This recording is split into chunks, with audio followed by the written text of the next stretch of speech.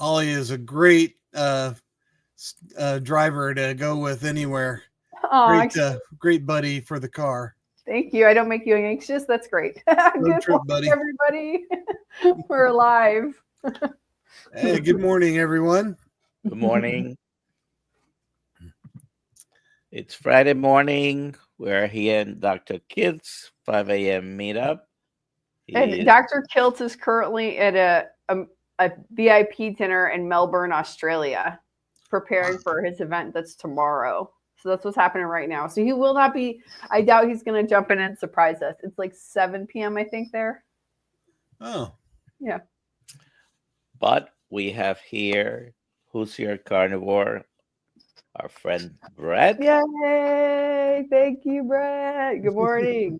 To spend some Hey, there's time Papa Carnivore. Got lots of people in here. Look at all the people coming in. Yeah. We appreciate everybody. Are we giving something away today? Yeah, give me a second.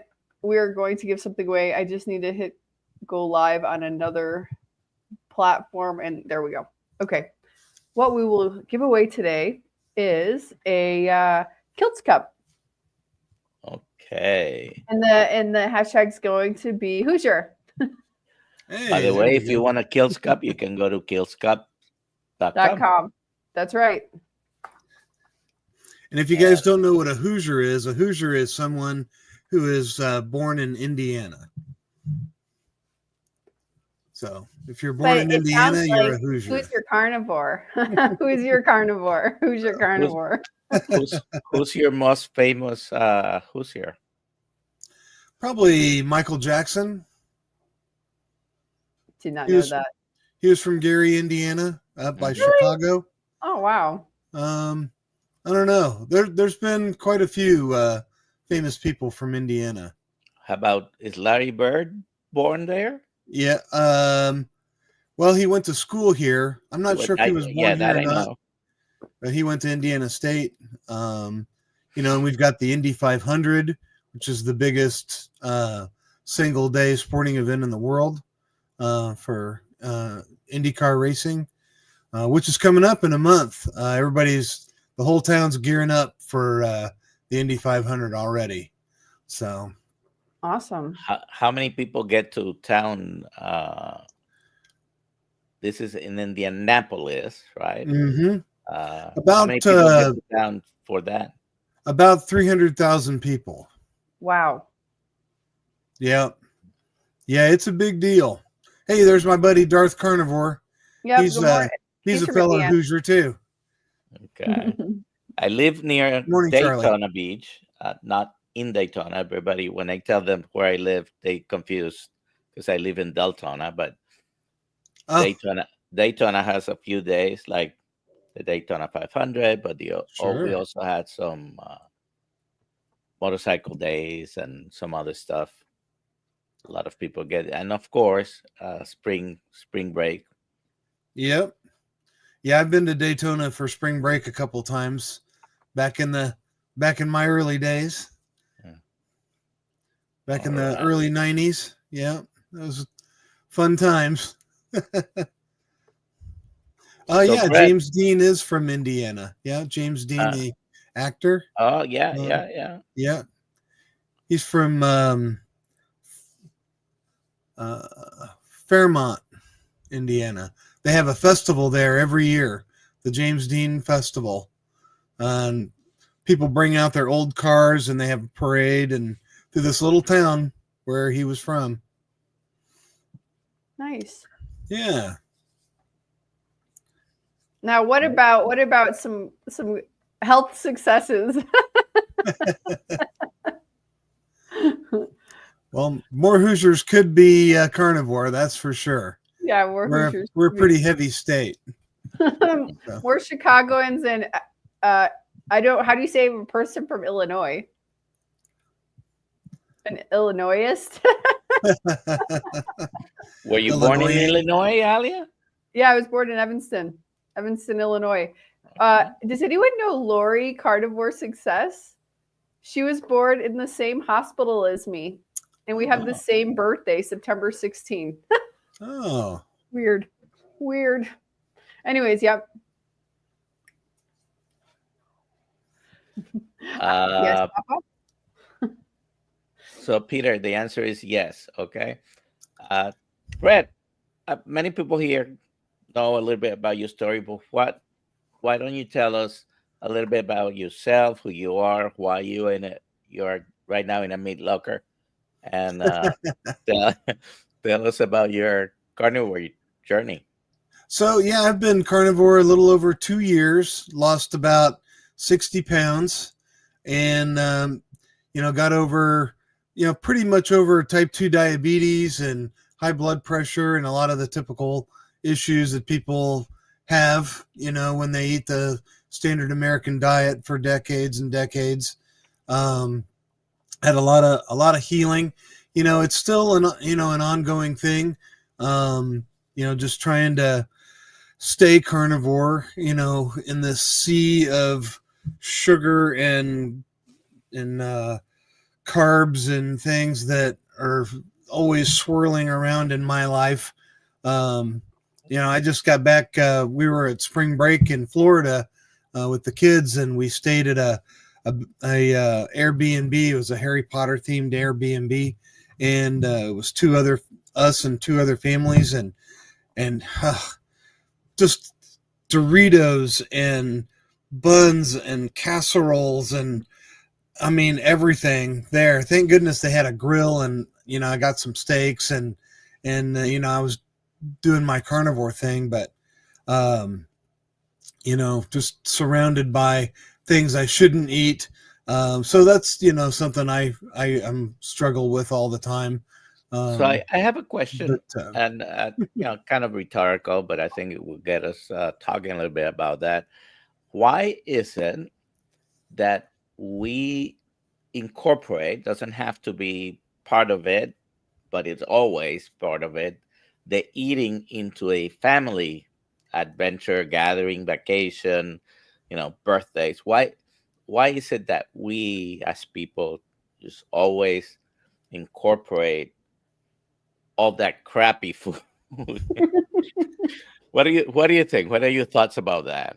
Well, I think some of it's just tradition, and it's just it's sad to say that it's a feel good kind of food in most people's minds.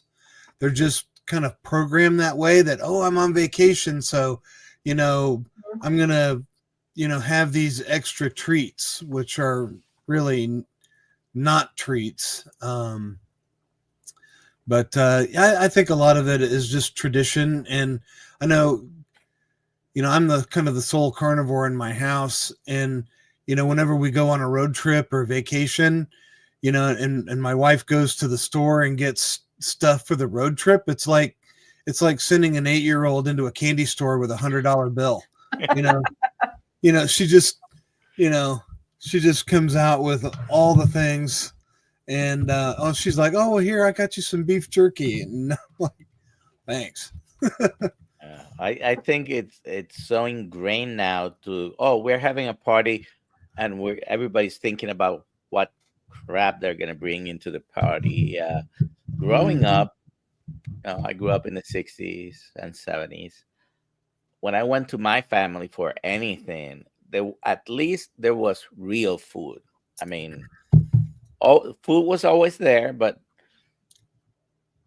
they would cook whatever we were gonna eat. It wasn't bring all the bags of Doritos and everything. And I know over the years he has turned into who's bringing the dip and who's bringing the tortilla chips and all this stuff. But can we have a good time spent with family without having to eat all that? I mean, yes. Go ahead. Yes. I was just thinking before we were carnivore for my son's birthday a couple years back, my husband wanted to do something like very spectacular. So we had he didn't want a cake. So we had a fountain, like a fondue of chocolate, and we had like potato chips. We were just like going all at it, see what stuff we could just shove under this chocolate. It was a disaster of chocolate everywhere, but now we don't need to do that. You don't need to do that at all. But in Colombia, you don't have, it's like weird. You're having a party and you're bringing pizza. Like, that's weird. Like, you're having sancocho, you're having like homemade chicken soup made in a big pot. There's rice, but you're not, when the family comes over, you're not, there's no junk food really. Or maybe somebody has some chips, but you're eating a lot of meat and whole foods at the party. So I think the answer is yes. Yeah. Not my house. We don't make rice, but I'm talking about in the general big Latino family, you're eating the whole foods and you're not eating junk food.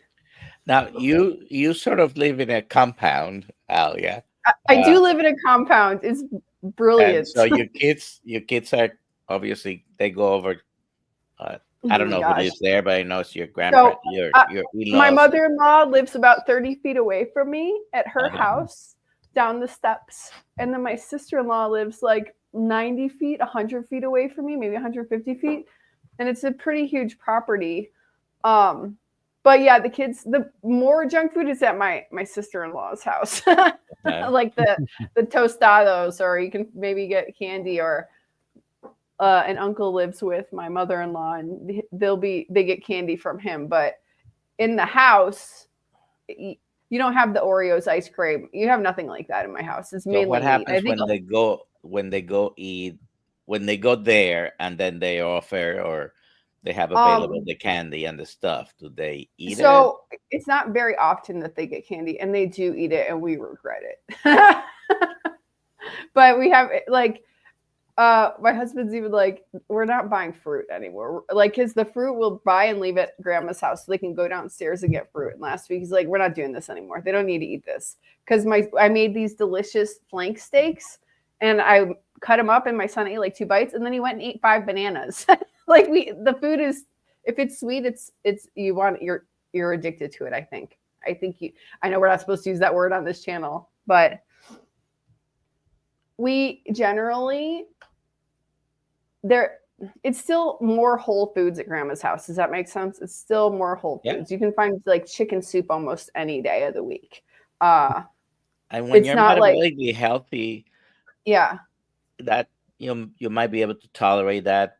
Your kids probably run around all day, running around, jumping around, up and down the stairs, all active, over the. By default, they're metabolically healthy. Yeah. Sometimes we grow up not exposed. I didn't grow up exposed to many candies and pastries and all that.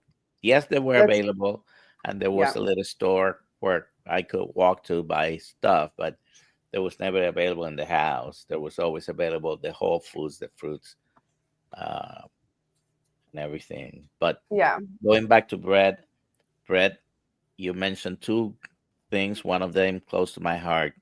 You're not diabetic anymore. You have, that's amazing, officially you are in remission from diabetes, even by the standards of the ADA. Yeah. That is fantastic, because that decreases your risk of everything. Everything goes up on diabetics as far as the risk is concerned: strokes, heart attacks, the kidney failure, the neuropathy, all these things, even cancer. Cancer is like 100 times more frequent in diabetics than the general population. But what else, besides the weight and being not diabetic anymore, have you been able to improve? Yeah, well, I want to mention my A1C. At one time, my A1C was 10.2, and at my last blood work, it was 6.1. So, the carnivore works. But I guess, the little aches and pains, I'm 55. I don't have like the same aches and pains that I typically had before. And just simple things like getting in and out of my car, so much easier. And like for my work, I look at wrecked cars and trucks and stuff for my work, and sometimes I have to get down on the ground and look up under things and then get back up, and that's just so much easier over the last couple years now that I've been in this lifestyle, and I'm never going back the other way, because I know what's waiting for me if I do. Something happened just a few minutes ago. I have to mention this because you reminded me about fitting through spaces. So I'm getting ready. I'm in the bathroom. I'm washing my hands, and my wife comes in. Now I've lost over 100 pounds, and she's lost about 70 pounds. Wonderful. She's no longer on insulin either. Oh wow! And if I'm standing right in front of the sink, behind me there's some shelves, and she's got stuff in there. So we couldn't fit before to walk by each other right there. Oh, What I'm washing my hands, and she comes by and squeeze by, no problem. Almost didn't touch each other. And when I travel, I used to need a belt extender to be able to buckle my seat belt. So all those things are, new in the past few years. Love it. Go ahead. Yay, Dr. Nelson. We got a couple questions here. Haley says for Brett, did you tell the other families in the Airbnb that you were carnivore? Their reaction?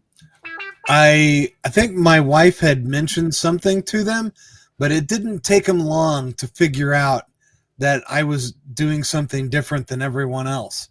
Because, I didn't eat breakfast before we went out to the parks.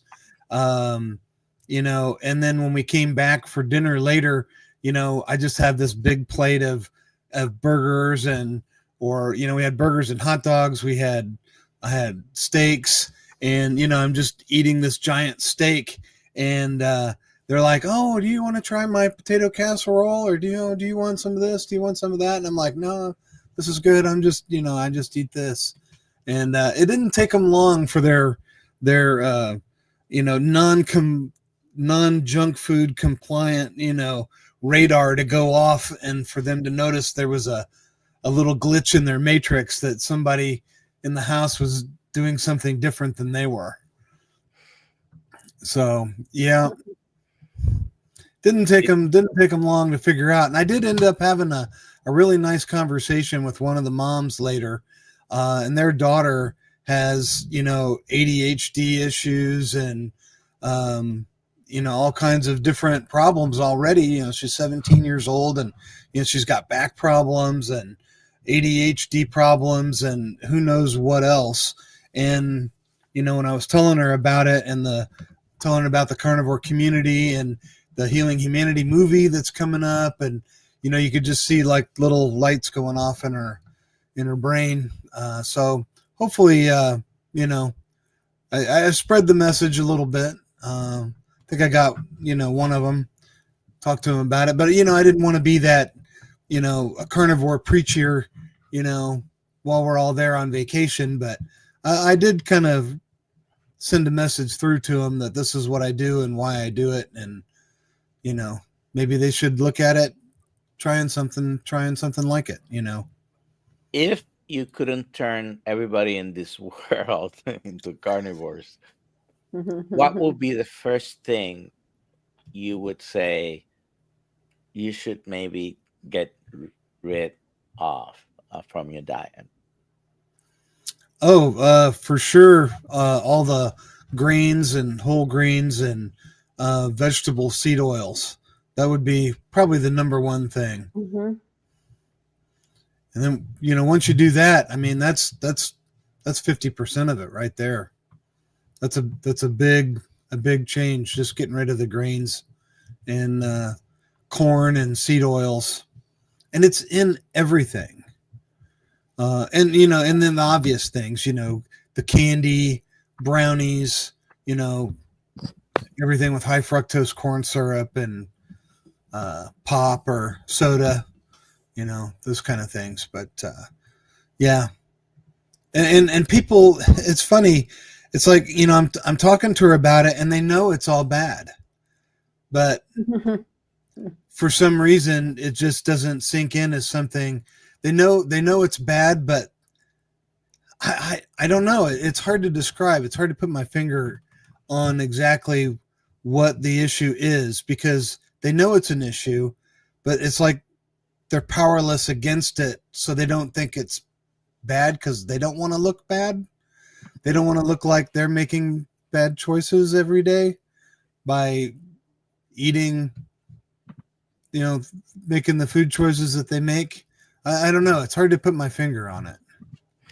I think marketing might be one of the reasons, and all kinds of, food companies, pharmaceuticals spend millions and millions of dollars every year in marketing. I think that has an effect. It's so ingrained almost at a subconscious level. Okay, yeah, it's okay. I mean, I mentioned the other day, sugar is one of the things that everybody knows makes the kids hyper, right?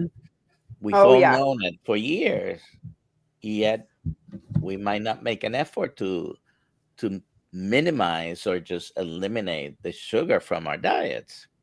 Right. My kids have a very low sugar diet compared to most other kids, and actually low in carbohydrates. And you can tell even more when they do. The thing that I like, and I think if there's parents with young kids out there, and I've talked about this before, like my kids eat very, very good. We'll say they're animal based more than not.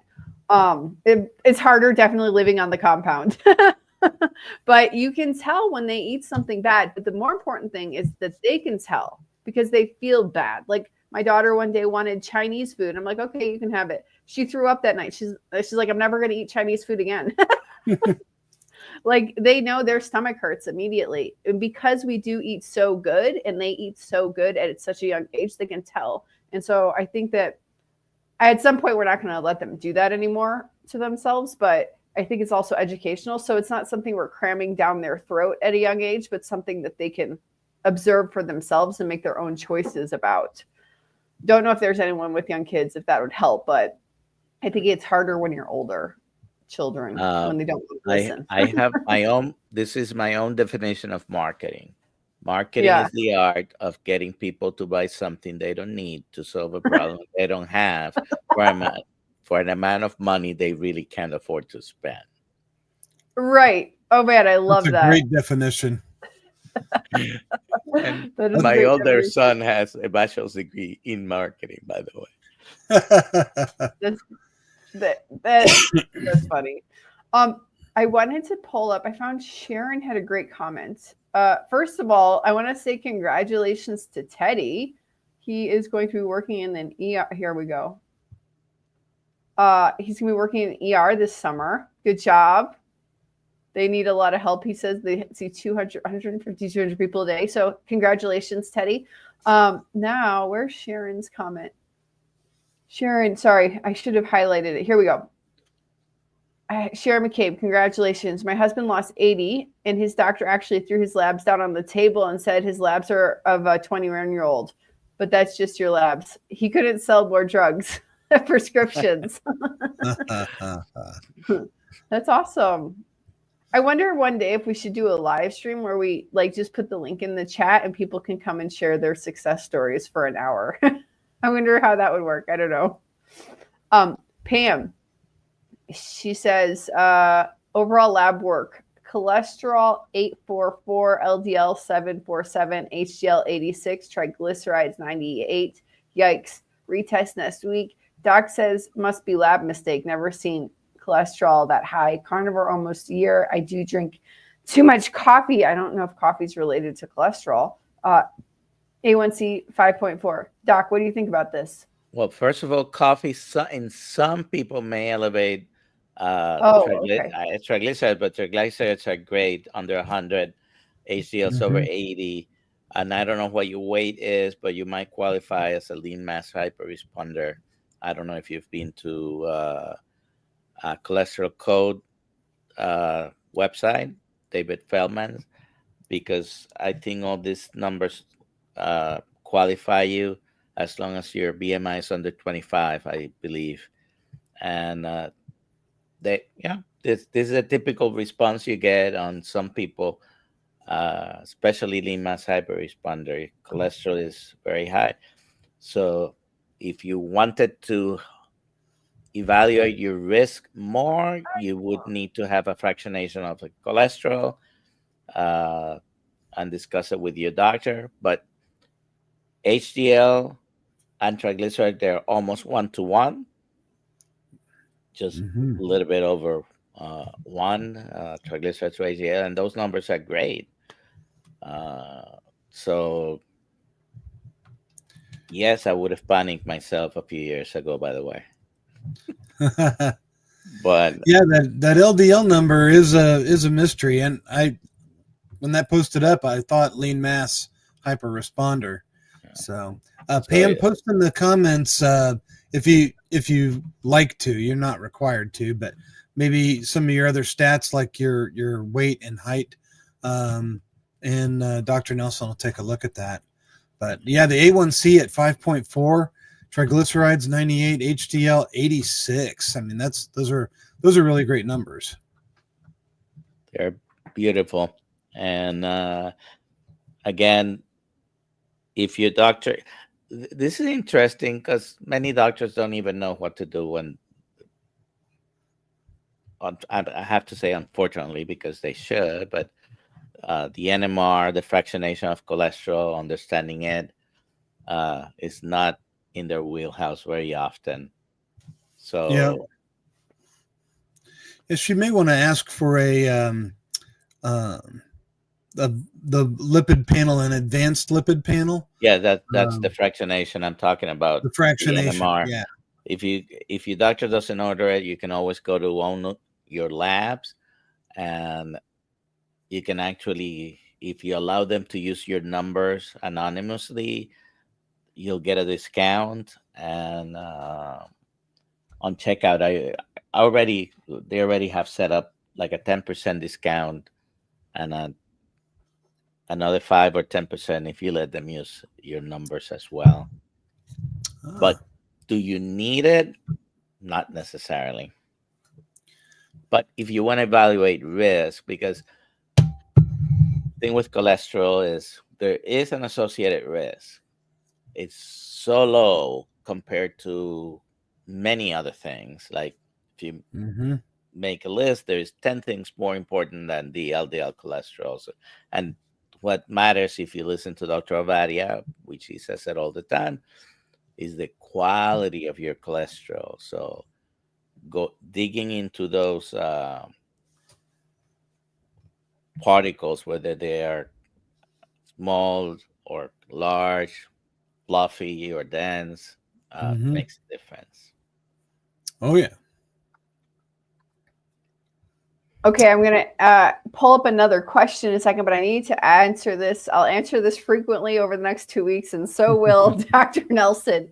Dr. Kiltz is on vacation.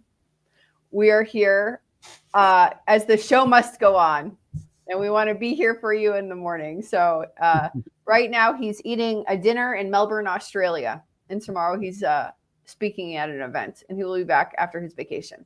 I have to ask him, but this is probably the longest he's been away from doing his morning lives. And it will be, by the end, it will be the longest he's ever been away. Before us, he was like here every day. I think even on Christmas. Maybe not Christmas, but so Chris, what's vacation? I'm going to learn next week what vacation is. That's nice. Yeah.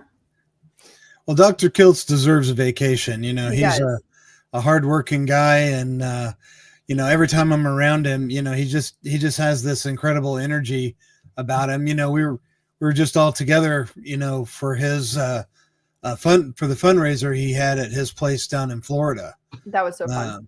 I came down and, you know, cooked for everybody, and you know, it was such an incredible thing. And that's also when he announced his big $100,000 donation to the Healing Humanity movie, which is still just blows my mind. It's such an incredible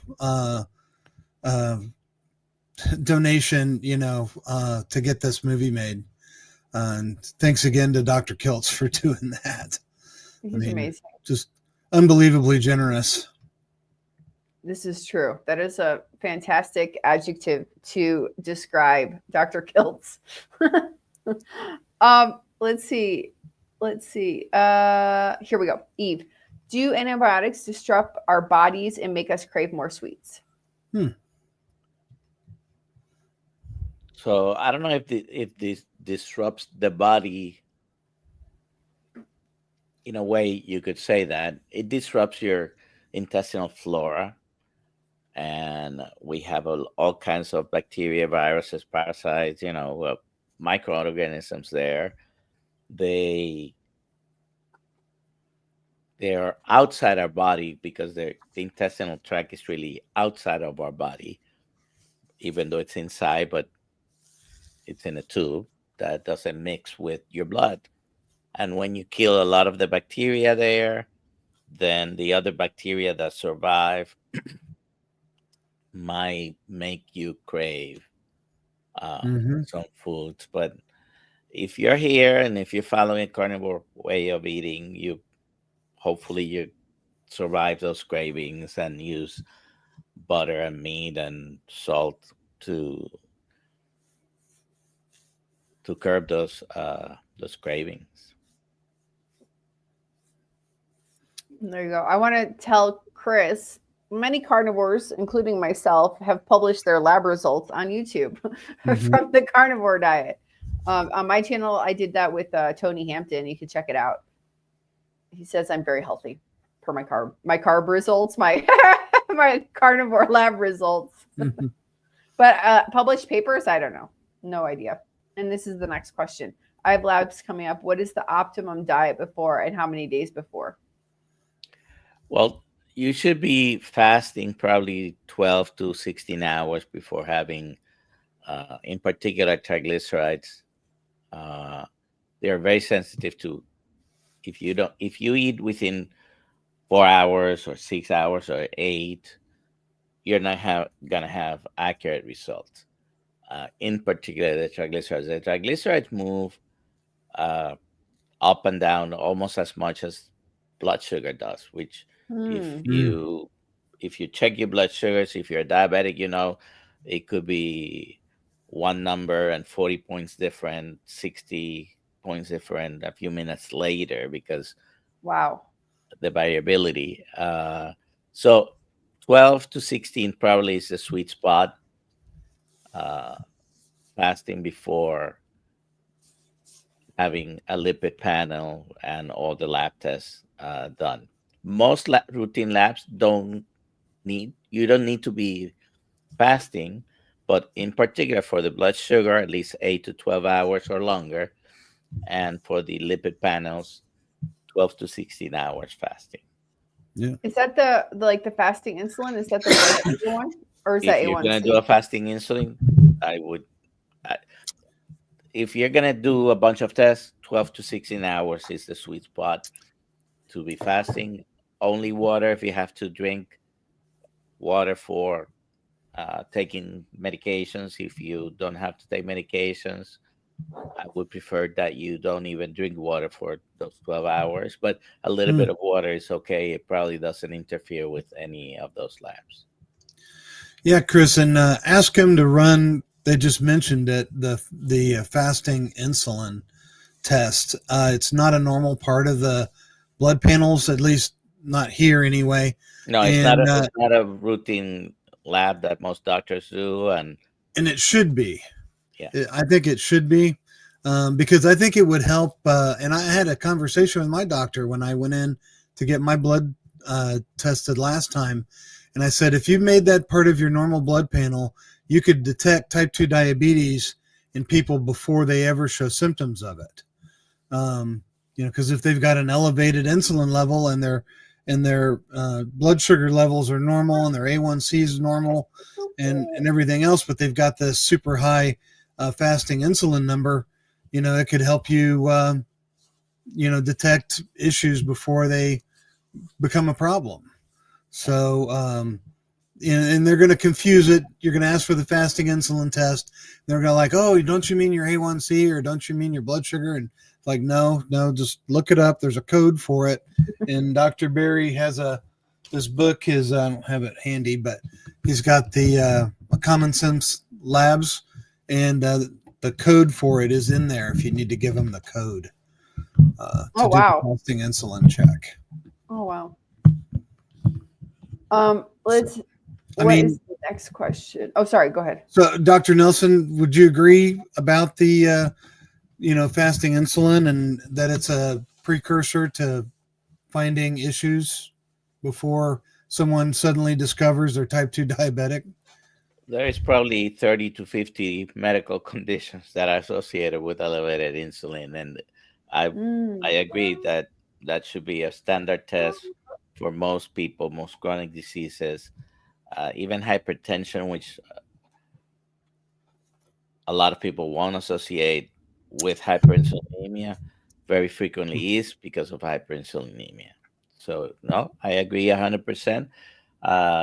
You can find, even on that book, he doesn't exactly have an extensive list. Like, there are so many things that justify ordering that test, and this is what happened with most doctors. I order a test, and if the patient has insurance, I have to make sure that it's covered by their insurance. And sometimes the attitude of a doctor is, if that test is not going to be covered by its insurance, I'm not going to order it. Well, it's not your money you're spending. As long as the patient understands, if the insurance doesn't pay for the test, you're going to end up paying for the test. So if someone asks me for a test, I'll order it. If the insurance doesn't cover it, you may have to pay. Okay, they're willing to do it. And so even before I was in this community, I never refused to order a test a patient asked me to order.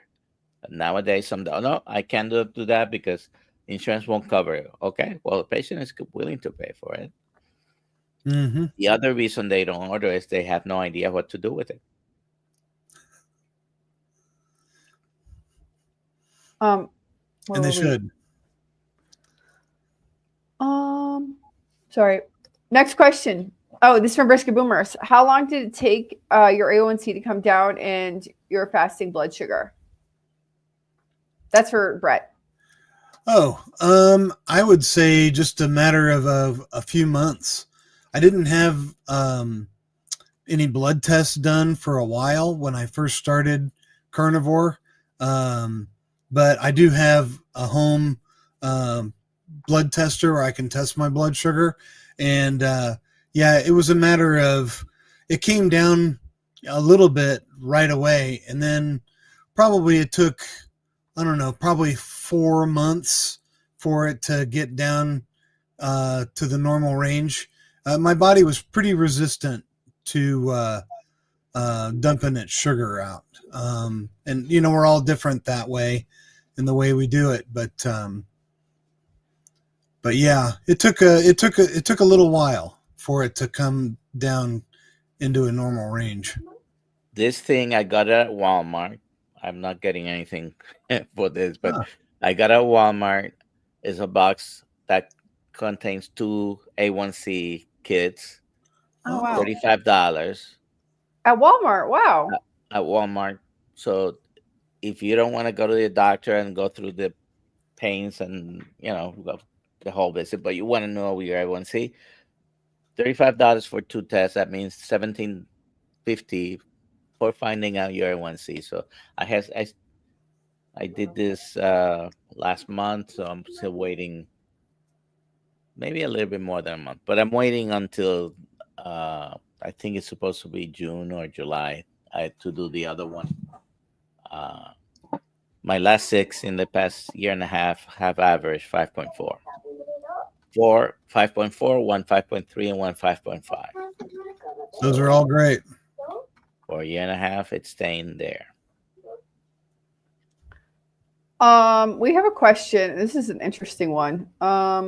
Where is it? This is from Carnivore Transformer. Doctor, what is your take on niacin to keep cholesterol in check? Niacin. Niacin is one of the tools, is one of the medications that you can use. It helps to lower. It's a vitamin. It is a vitamin. Oh, okay. Mm-hmm. Yeah, but it's also medication. It's a vitamin. Oh, okay. Can be used as a medication. And, okay. And you can buy it over the counter. Don't know what the highest amount. I don't think. Even though there might be some prescription-only formulations there, it's all the same. The thing with niacin, you have to be careful because on high doses, it might affect your liver, and it might actually promote your sugars to be higher. So it has to be used. Used to be, there was a time I would use it more frequently. It helps with triglycerides.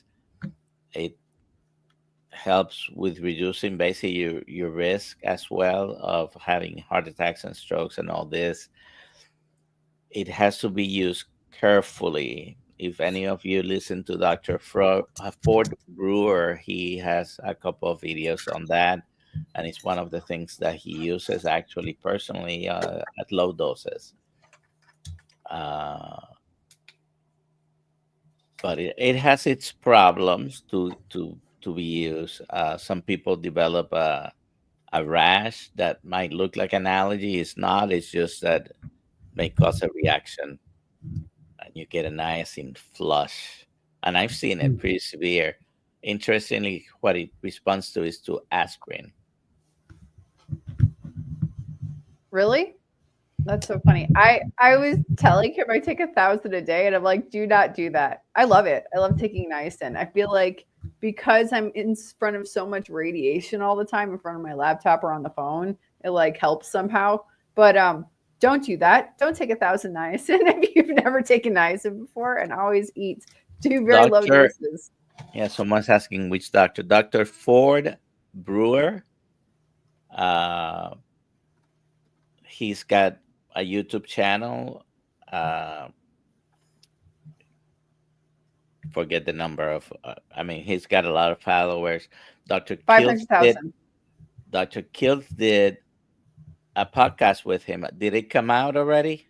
Leah, do you know? It's coming out, I believe, not this week, not next week, in 3 weeks, 3 Fridays from now. Yeah, he's very good. And in sometime in May, I'm gonna have, and he did one with Dr. Jesus Vega, who is his right hand in the YouTube world. He's a doctor from Mexico. So I'm gonna have Dr. Jesus Vega in May 22nd, I believe, in one of the afternoon lives as well. Let's see here. Dr. Vega, May 22nd, 3 p.m. That's right. Yeah. And they're both going to be in May on our weekly Zoom call. Dr. Brewer is going to be on our Zoom call on Monday night, and then Dr. Vega the following Monday. Which Monday? Monday. So Dr. Brewer is Monday the 5th of May, and then Dr. Vega is May 12th on the Zoom calls. So that's in 10 days. Dr. Brewer will be there. Make plans. He's very good. He's very good. Yeah, he's awesome.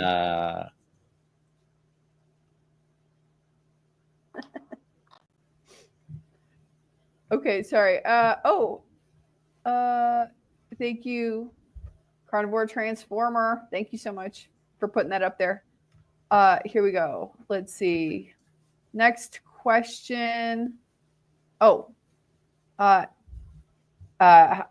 Itasca Patriot. Itasca. I don't know. I'm saying it all wrong. How to stop heart palpitations on carnivore? 1 cup of decaf coffee a day. So what else could it be? Well, how about you stop the decaf coffee? Even decaf coffee can give you palpitations, by the way. And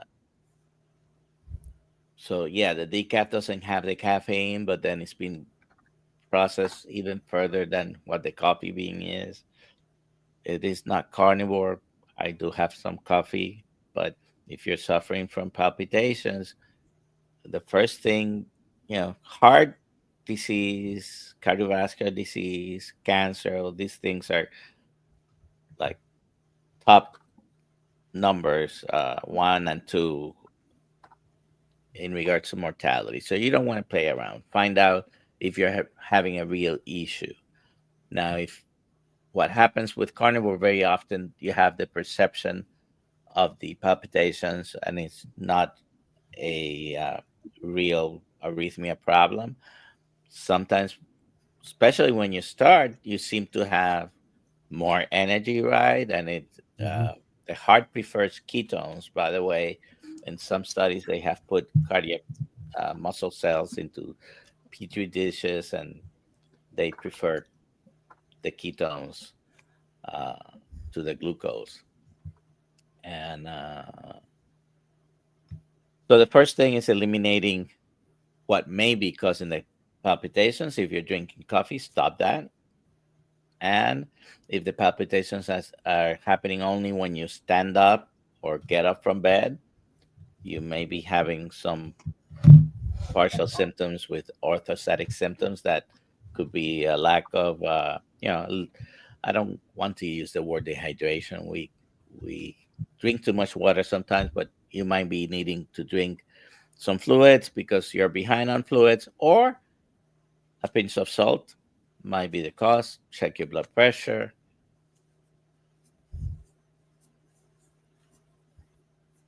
Very good. Very good. Next question. Mike, Polish Mike, what do you mean they don't know what to do with it? They don't know what to do. Oh, maybe it's like a rhetorical question. They don't know what insulin is. Even I know. He's talking about the fasting insulin check, that doctors don't know what to do with that test. With the results. Okay. So I know what to do, but I find someone has high insulin levels. Many doctors do not know what to do next, unfortunately. And what to do next is you stop all the foods that are causing your body to produce more insulin. It's not a problem with the insulin. The insulin levels and the insulin response is not a defect in your body. It's a defect in your diet. Right. You're putting too many carbohydrates into your mouth, excessive amounts, the wrong carbohydrates, refined sugars, refined everything into ultra processed foods and vegetable seed oils, and your body responds by producing more insulin to be able to handle the amount of carbohydrates you're eating. Or if you want to put it in more simpler words, you're eating too many plants and not enough meat. Mm-hmm. I think some of it too is a lot of doctors don't want to tell people what to eat.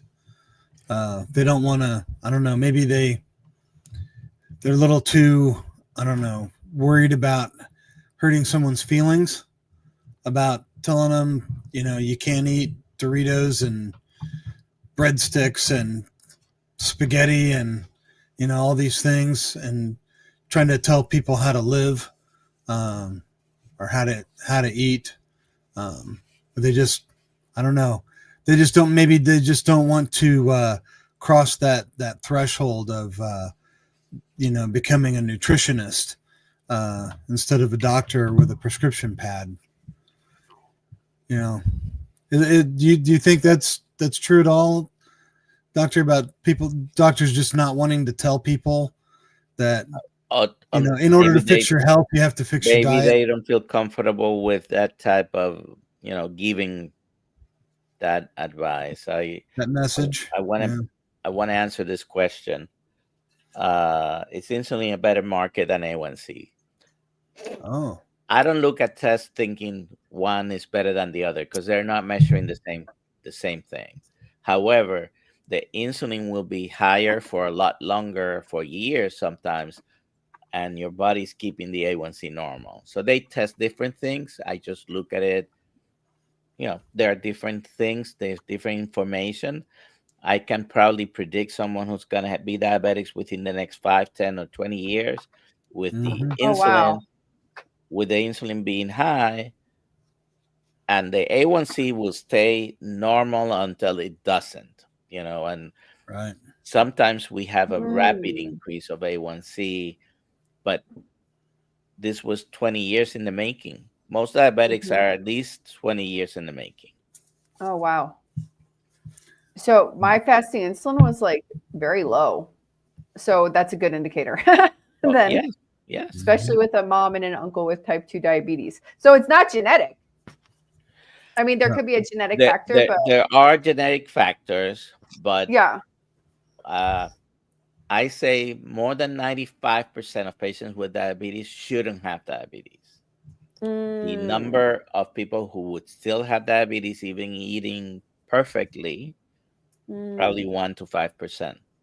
So it's very low. Yes, it's very low. Okay. So most diabetics should never. The world shouldn't know what type 2 diabetes is. It should be that rare. Okay, I understand. Yeah, I had a friend in school when we were a teenager. Not in school. Yeah, we were teenagers. But she had type 1 diabetes. So I just remember her shooting up when we were at the restaurant. Shooting up. Like doing her insulin. This is the 90s. I know they're more sophisticated now. But people are like, put that away. People are going to get the wrong idea. She has no choice. But that's also very rare, right? Type 1 diabetes is also very rare. She was like born with it or something. It used to be rare. The incidence of type 1 diabetes has also gone up.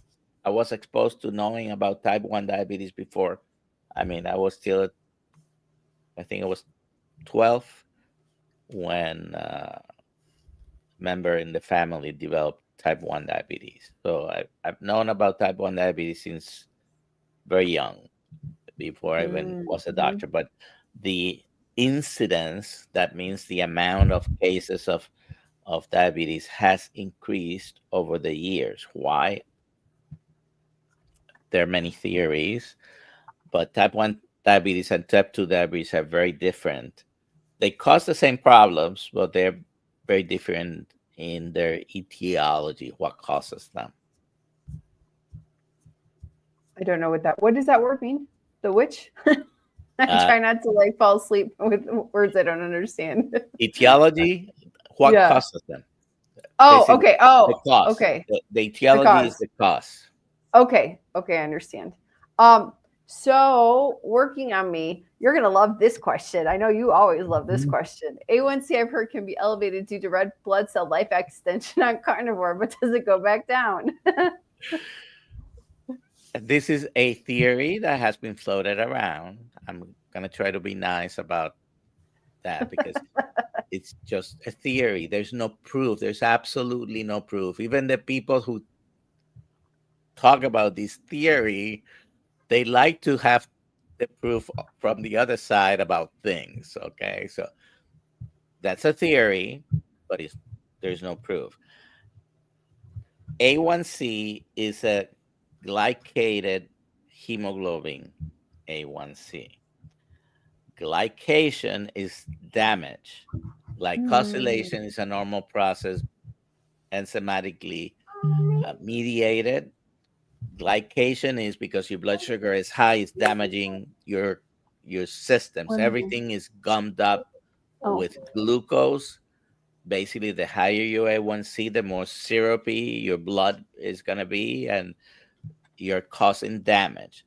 So I can't explain, to my brain how, if I am increasing damage to the red blood cells, that's going to make them live longer.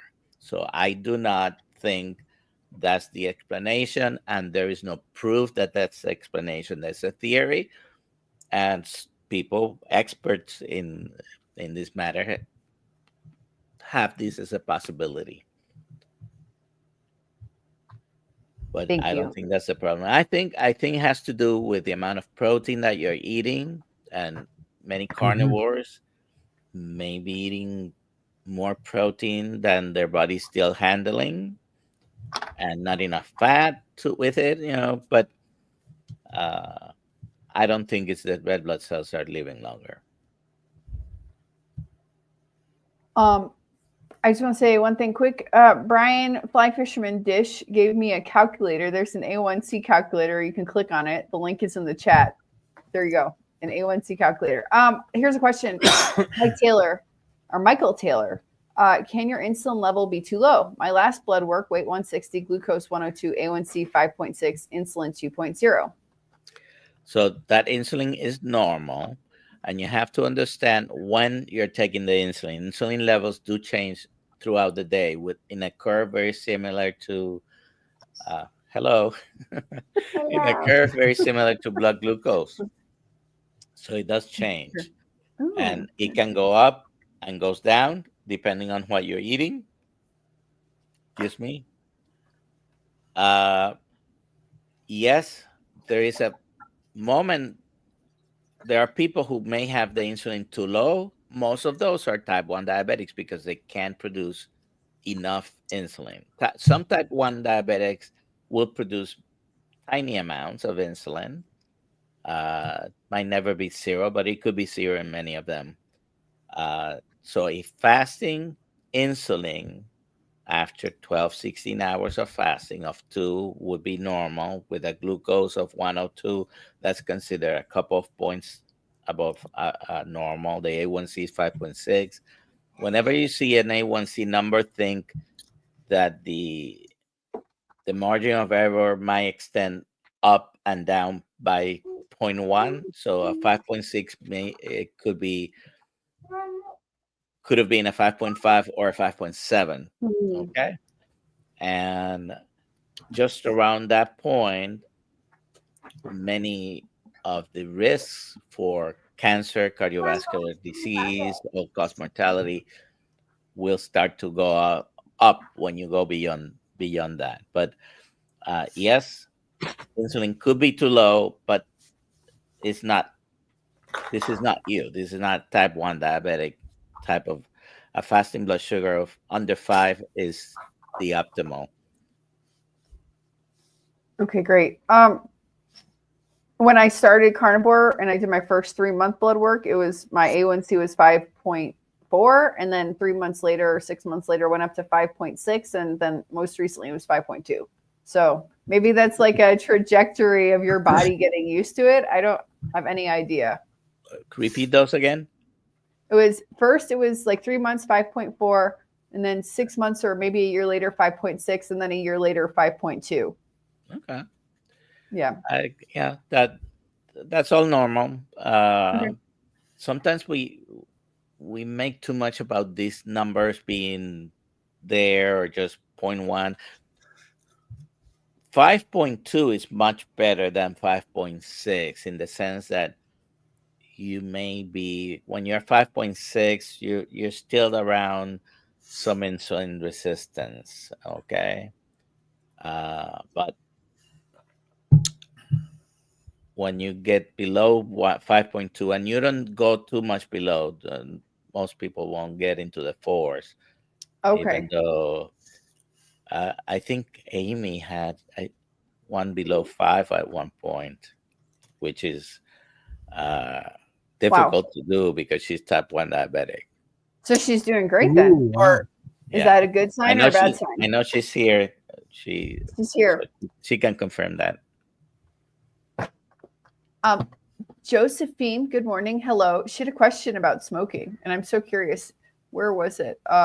It's like, can smoking cause thicker blood? Yeah. And is thicker blood a good thing or a bad thing? Well, if you consider all the risks for cardiovascular disease, most of them have to do with blood sugar, but the only ones that don't have anything to do with blood sugar is smoking and inactivity. So, yeah, smoking increases your risk of atherosclerosis, which is what leads to heart attacks and strokes. Decreases, problems with circulation. Of course, you have a risk of cancer. Smoking is not good for you. Exactly. What do you say when you've been off of a drug for so long? I'm a recovered cigarette smoker for 10 years. Don't do it. Your body will appreciate you. Stop smoking. Yeah, it is addictive. It has, it's got money wasting. Oh, yeah. Money. Yeah, it's addictive. One problem, I mean, I've had with patients is one of the most difficult substances to get off, by the way. Patients for years, I try to, but I can't. We're not going to get into how difficult it is. But one of the things that many smokers will say is, when I give up smoking, I gain weight, so I don't want to gain weight. Basically, it's part of the their staying thin plan rules. That might be the only benefit, if there is any benefit. I can't be healthy. So I quit smoking. I always say this, like, I saw the pregnancy test that I was pregnant with my baby Jacob. He's now 9, and I quit smoking. I think I can't remember if I had one more cigarette and I quit, but I just quit cold turkey. I'm like, the baby's too important. But I did gain 80 pounds in that pregnancy. You want to, because you want to put, it's this motion that you're like used to, so you replace it with food. But whatever, I have 2 healthy babies, and I'm a lot healthier. And people do gain weight. Yeah, it's just, it happens. But you're gonna be healthier even if you gain some weight. And of course, we know what to do, don't we? That's right. We're already at 1 o'clock. At 1 o'clock, we're at 1 hour. Oh. Yeah. So what are you cooking? What are you cooking today, Brett? What am I cooking today? I don't know. I made a prime rib for Easter. Ooh. I smoked a prime rib, and it was wonderful. And I ate on that 2 other times afterwards. I got a video I'm going to upload soon on making bone marrow butter. And you guys all had my bone marrow butter there at Dr. Kiltz's place, and I made some here and filmed it, so I'm gonna have a video about that soon. That's good. But I don't know. I haven't thought about it. I usually don't plan too far ahead. I just have things available, and I'll thaw something out or grill it or fry it or do whatever. But I don't know. Lately, with work and been busy, I've been kind of keeping it simple with just ground beef and eggs and easy stuff. Other than Easter when I was home and they had prime rib on sale, so we made one of those. I have a difficult decision because I have 9 1-pound ribeye steaks still dry aging in my refrigerator. So good. Oh my gosh, so good. All right. My God. All right, we better do this. And we're giving away what? We're giving away a Kiltz cup. So we'll give you one more minute before I do this. Sharon McCabe wants us to get Brett Hoosier, whatever, Hoosier Carnivore on to do a live stream of making butter. You should live stream that. Oh, it's a pretty easy process making bone marrow butter. So it's and it's so amazingly nutritious too. That bone marrow mixed with I used Kerrygold butter to mix it with, and you just smoke the bones and get the marrow out and mix it up with salt and pepper, and it's wonderful. It'll change your life eating steak with bone marrow butter. Happy birthday, working on Mecca. Yeah, happy birthday. I think it's working on me, Canada. Oh, okay. When you see it in the YouTube chat, you see a little Canadian flag. All right. Ooh, Libya's gonna eat lamb and beef liver for lunch. That sounds good. Ooh. There we go. Okay, here we go. Giveaway time, people. Hey, that's awesome. It went from 58 to 72. Maybe I'll give everybody another second. If you haven't, okay, we have 135 people watching. If you have not put hashtag Hoosier into the chat, you can do that right now. Go ahead and do it. Go ahead and do it. Don't forget one to more like, second. share, comment, subscribe to the channel, subscribe to Alia's channel, Brett's channel. I think you put his I'll put his link down there at Hoosier Carnivore. Oh, and thank you. my channel is the real Dr. Nelson. Not the fake one. The real one. All right, I'm doing it now. Let's see who wins. And the winner is Sandy Blythe. Yay! All right. Congratulations, Sandy. Yay. Okay, so please email me. I just put my email in the chat, alia@drkiltz.com. I need your real full name, if that's not your real full name, your address and your cell phone number, and I will ship it to you right away. Yay. I will say sometimes it takes a couple weeks if there are no Kiltz cups made, but I think there are. So there you go. Sometimes there's been a little slow on the Kiltz cups. They're all made by him, so he's not always in his studio. I hope they're in stock. I'm sorry if they're not in stock. But it should be. It should be. And it will get to you. There you go. All right. Any last words, Brett? Well, just a friend of mine is having a meetup this weekend and here in Noblesville, Indiana. You can I can Who's put that? Lisa Kramer. She's been to all my meetups that I've had, and she's hosting one this weekend at Wolfie's Bar and Grill, 11 o'clock on Saturday. So fun. You can join fellow carnivores and keto people there. I think she's probably got, 20 or more people that are coming. And then July 4th, I'm going to be with Todd Bachnes in Montana for a 4th of July carnivore celebration. And I'm going to be cooking for a bunch of people there. And I think we're still doing, there's still some details to unfold, but there's going to be a big carnivore meetup for the 4th of July in Bozeman, Montana. All right. Great. You're going to be in Bozeman? That's fun. Yeah. Dr. Kiltz will be there also. Taking the whole family. We're doing a little tour out west. We're going to start in Yellowstone, and we're going to go south to Arches, go over to Bryce Canyon, go hit all the big national parks in Utah, and awesome. Go to the Grand Canyon, and then fly home from Vegas. So it's going to be an awesome family trip. I can't wait. Oh my God, it sounds awesome. It sounds so amazing. You all have a nice weekend. And by the way, Alia, I don't know, Sunday 10 a.m. not gonna happen, or not gonna happen. That's Dr. Kiltz's thing. The fertile. I know.